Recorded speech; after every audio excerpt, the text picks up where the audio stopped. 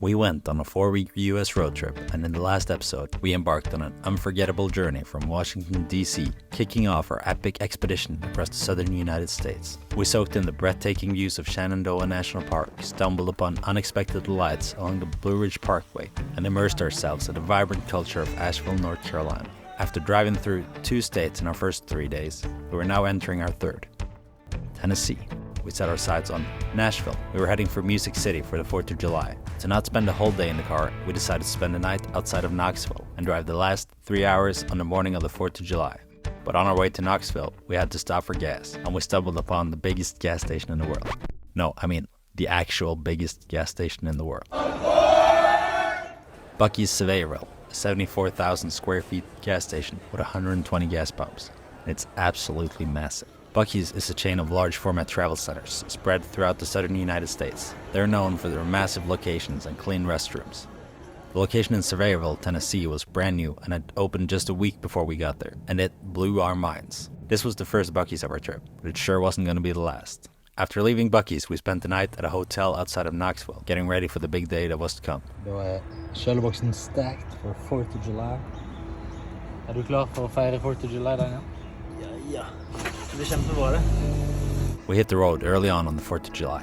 We had about 3 hours to drive and arrived in Nashville just after noon. The plan for the day was to check out Broadway and the Let Freedom Sing concert that would take place there. We absolutely loved Nashville. Every single bar on Broadway has got live music playing all day, every day. We spent most of the days checking out places with live music and relaxing. The main event was headlined by Brad Paisley, who almost didn't get to play because of some heavy rain showers right before he was going on. But he came on in the end, and the show was great. Broadway was packed full of people, and everybody seemed to enjoy the concert.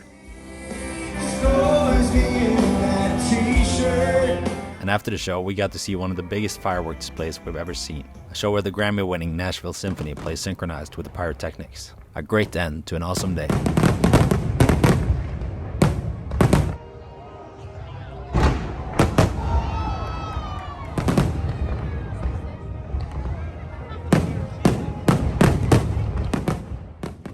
The next 2 days I didn't really film that much, but we checked out Centennial Park, a park just a couple of miles from downtown. I got a replica of the Parthenon in the middle of the park, something I definitely would recommend checking out if you want a more chill activity in Nashville. We also went back to a place we liked from the first day in Nashville, called Cerveza Jack's, a place with a good atmosphere with live music.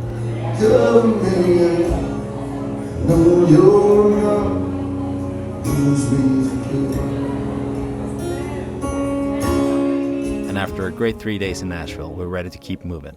So we stopped by a place called the Bagel Shop for a quick breakfast before hitting the road. And for our little breakfast dessert, we stopped by the famous Five Daughters Bakery on our way out of town for some delicious donuts. Our next stop, Memphis. I have to admit, Memphis was kind of a weird one for us. The whole city seemed kind of empty and abandoned. I mean, there were people there, but you would expect there to be a lot more going on. But that didn't stop us from checking it out. We stopped for lunch in downtown Memphis at a place called Maciel's Tortas y Tacos. An awesome spot. The food was so good, and we really loved the elote corn, something we became really big fans of over the course of our trip. After lunch, we walked to Mud Island Park, a small peninsula in the Mississippi River, close to downtown.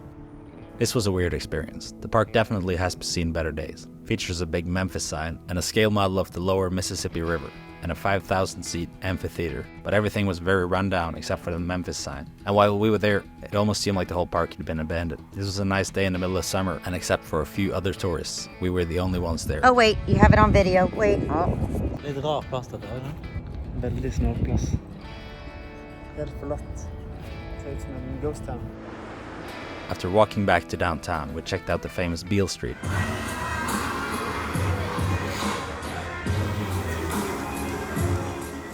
Before heading to a cool little museum called Edge Motor Museum, where we checked out the American Speed exhibit.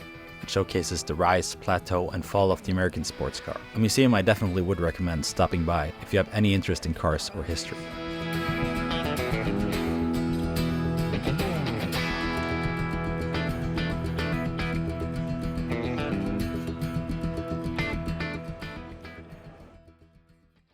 While crossing the bridge to Mud Island earlier, we'd seen this giant pyramid-shaped building that we just had to check out before leaving Memphis. Just a quick reminder here, if you like this video, please consider giving it a like and subscribing to the channel. It really helps out and I would really appreciate it. The Pyramid was a massive Bass Pro Shop as well as a hotel. The store had all kinds of hunting and fishing gear as well as a pond with actual alligators, and definitely an experience to check out.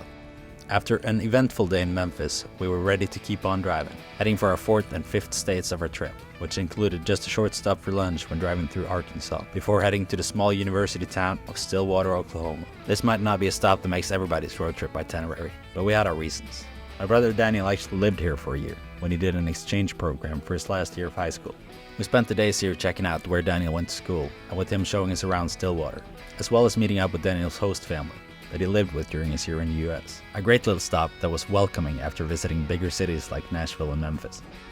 Now, 11 days into our trip, we had experienced so many different things. 5 states, countless cities and small towns, and some incredible food. Our trip up to this point had been a great adventure, but we were still not even at the halfway point, and we were getting ready to head south. So stay tuned for the next episode, where we will embark on the Lone Star State of Texas. And until next time, have a good one.